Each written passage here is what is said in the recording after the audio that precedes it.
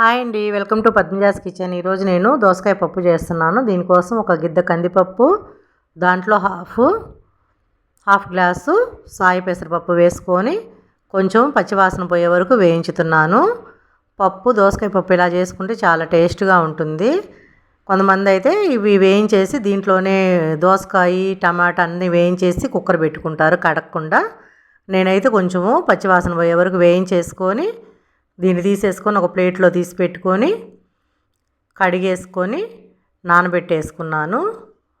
కడిగి నానబెట్టేసుకొని కుక్కర్లో నానిన తర్వాత దీంట్లో ఒక 5-6 పచ్చిమిర్చి, ఒక టమాటా కట్ చేసి వేసేసుకొని ఒక దోసకాయ కూడా పీల్ తీసేసి దోసకాయ కూడా కట్ చేసుకొని వేసేసుకోవాలి.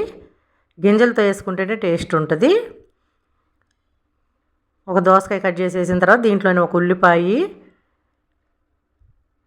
ఒక స్పూను, ఒక అర స్పూను పసుపు, ఒక స్పూను కారం కూడా వేసుకొని కొంచెం చింతపండు కూడా వేసేసుకొని, చింతపండు చూసి వేసుకోవాలి.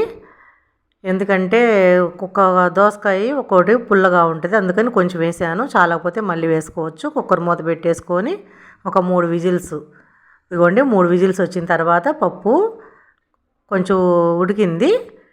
దీంట్లో కొంచెం కల్లుప్పు వేసేసుకొని నేను కచ్చాపచ్చాగా వినుపుతున్నాను. కొంచెం కొత్తిమీర కూడా వేసుకొని దోసకాయ ముక్కలు తగులుతుంటేనే బాగుంటుంది. ఇదిగోండి స్టవ్ మీద ఇంకా పోపు పెట్టేసుకోవటమే. ఆయిల్ పోసేసుకొని గిన్నె పెట్టి ఆయిల్ పోసుకొని, ఆయిల్ కొంచెం ఎక్కువ హీట్ అయినందుకని ముందు వెల్లుల్లి వేసాను. వెల్లుల్లి పోపు దినుసులు అన్నీ వేసుకొని ఒక 2 ఎండుమిర్చి గిల్లు వేసుకొని కొంచెం కరివేపాకు కూడా వేసుకొని ఇదంతా వేగిన తర్వాత కొంచెం ఇంగువ కూడా వేసేసుకొని ముందుగా పెట్టేసుకున్న పప్పుని దీంట్లో తిరగబోసేసుకోవాలి. తాలింపులో దోసకాయ పప్పు రెడీ. సిమ్లో పెట్టుకొని లో ఫ్లేమ్ మీద బాగా ఆయిల్ పైకి వచ్చే వరకు బాగా పప్పును మగ్గనియాలి. చాలా అంటే చాలా బాగుంటుంది.